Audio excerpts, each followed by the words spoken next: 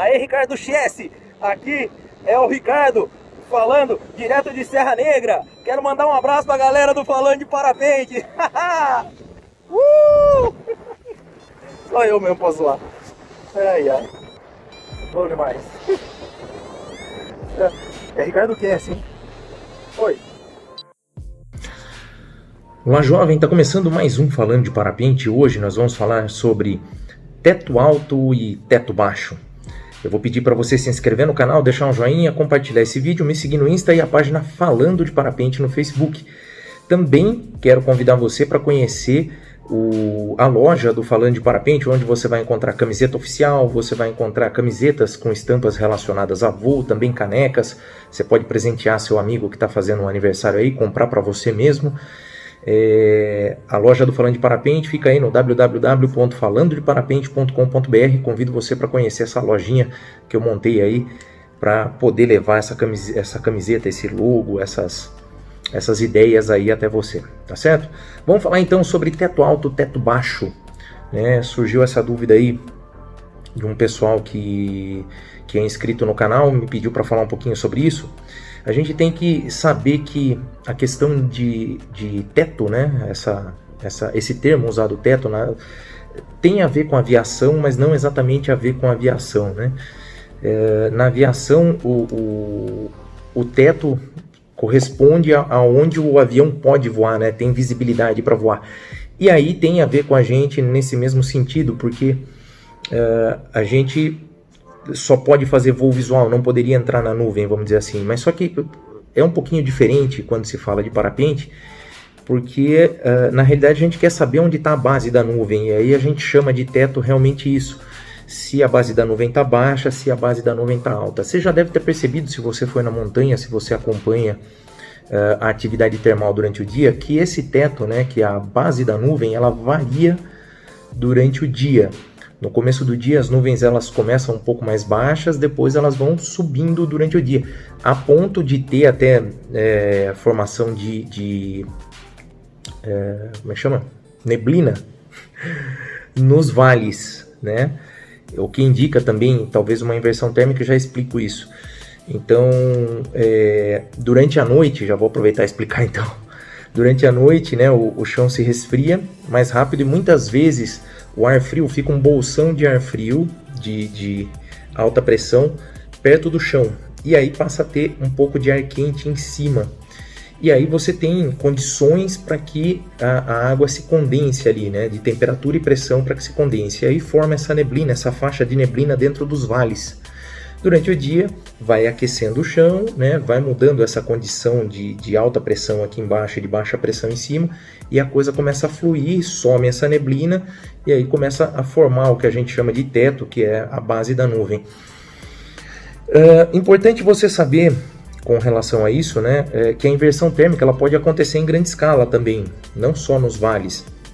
Tem dias, por causa de entrada de frente fria, essas questões, pode ser que uma faixa de alta pressão fique nessa região, perto do solo, e impossibilite a troca dos gases. E aí nós temos um dia teoricamente ruim de voo.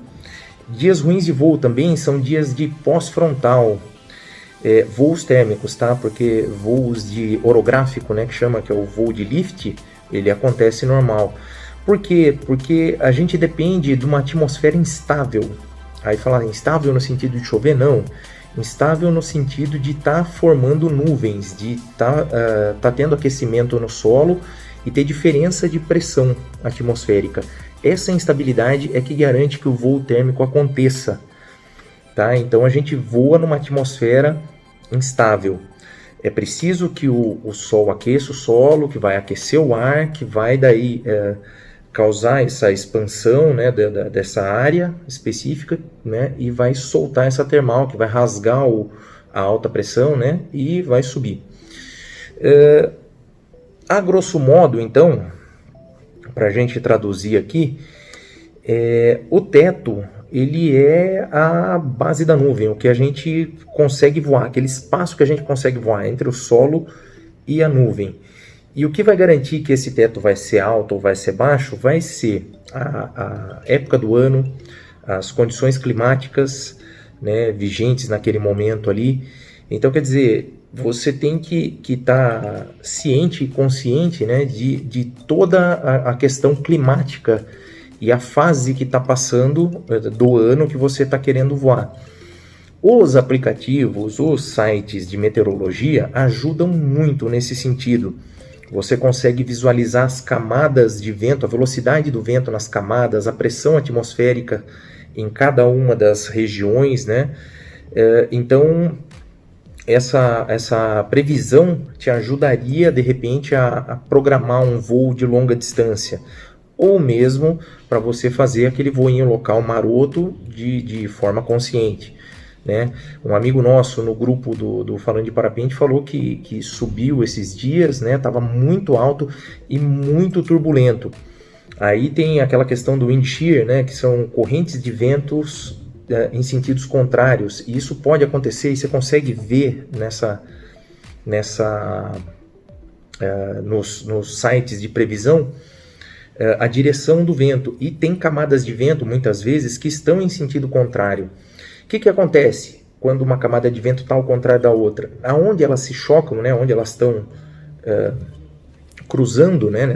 Nesse lugar que elas estão cruzando, que pode ser 100, 200, 300 metros, depende dessa massa de ar, pode ter turbulência, pode ter uma espécie de rotor.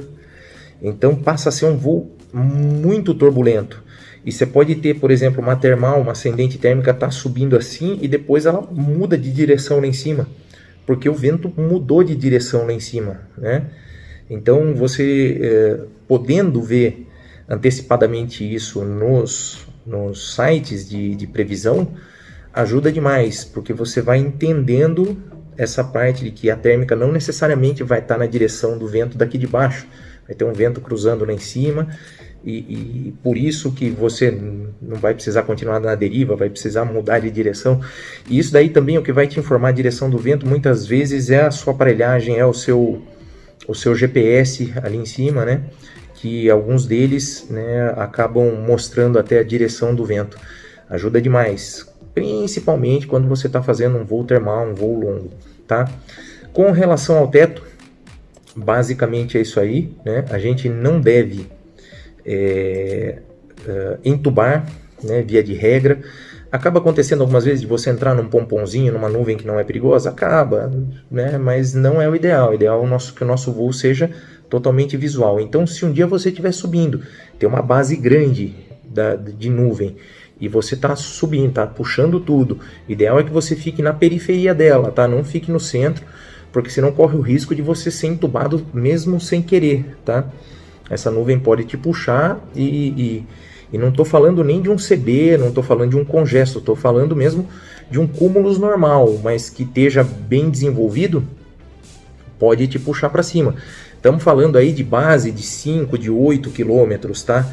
Aí você fala, Ricardo, como é que eu vou saber que eu estou debaixo de uma nuvem que tem 8 quilômetros? Porque quando você está lá em cima, o teto está aqui, né? A base da nuvem está aqui, você olha, você não tem uma noção de distância, né? Que tem 5, tem 8 quilômetros de tamanho. Isso aí dá para você fazer olhando a sombra dela no chão. Quando você está na base da nuvem, você não tem muita noção do tamanho dela, você olha para o chão, vê a sombra projetada dela, e aí com relação ao chão você tem mais ou menos o tamanho dessa nuvem. Essa é uma dica boa também, né? E aí você prefira ficar na periferia dela. Existe uma regrinha que eu não estou me lembrando agora, que você tem que fazer um ângulo aqui quando você está subindo para você conseguir fugir, como se fosse um triângulo aqui, né? Para você conseguir fugir, mas isso aí eu vou ler mais e depois eu trago sobre. Mas o ideal é você saber que você pode acabar entubando mesmo num cúmulo normal, mesmo sem querer, tá? Então sempre atento aí para você estar na melhor ascendente, né? Mas tomando o cuidado para não acabar entubando sem querer e de repente até sem equipamento ali, perder sua noção de direção, tá bom? Então acho que essa questão de teto alto ou teto baixo, só mais recapitulando mais uma coisinha aqui. Então você sabe que durante o dia existe uma variação desse teto. Logo de manhã ele tende a ser um pouco mais baixo, porque não tem o aquecimento do sol, porque está vindo da noite, o chão frio, né? Essas nuvens vão acabar, e tem ar frio aqui também, essas nuvens vão acabar formando um pouco mais baixo e depois durante o dia vai desenvolvendo, elas vão subindo, esse teto vai aumentando e vai melhorando a condição, tá certo? Então acho que essa questão de teto alto e teto baixo a gente já falou aqui, e é sempre importante lembrar dessa questão aí que a gente sempre voa, né, voos térmicos na atmosfera instável, ou seja, no dia que você tem ali o sol aquecendo o chão e saindo bolhas termais de baixa pressão ali no meio da alta pressão, quer dizer, está fervilhando a fritadeira, como eu gosto de dizer, né? Quando ligam a fritadeira na frente da rampa, tá certo? Se você tem alguma coisa para acrescentar, eu vou dizer o seguinte também, ó. Eu sei que a explicação é muito por cima, assim, exatamente para não entrar em termos muito técnicos aqui, porque o assunto é bem complexo, tá?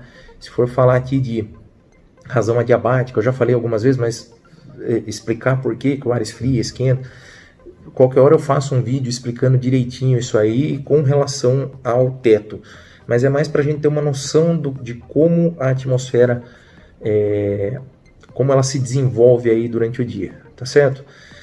Se você tem alguma coisa para acrescentar, coloca aqui embaixo, tá bom? Se você gostou, dá um joinha, compartilha esse vídeo, me segue no Insta, página Falando de Parapente, dá uma passadinha na loja lá do Falando de Parapente, dá uma olhadinha nas camisetas lá, tem várias cores, tem a camiseta com o logo que é oficial, em várias cores muito legais, malha muito boa de qualidade, tá bom? Entra lá no falandodeparapente.com.br e dá uma olhadinha nas coisas que estão lá, tá bom? Sempre vai ter uma estampa nova também de voo, confere lá, beleza? Eu vou ficando por aqui, agradeço a audiência e eu volto depois falando de parapente. Valeu!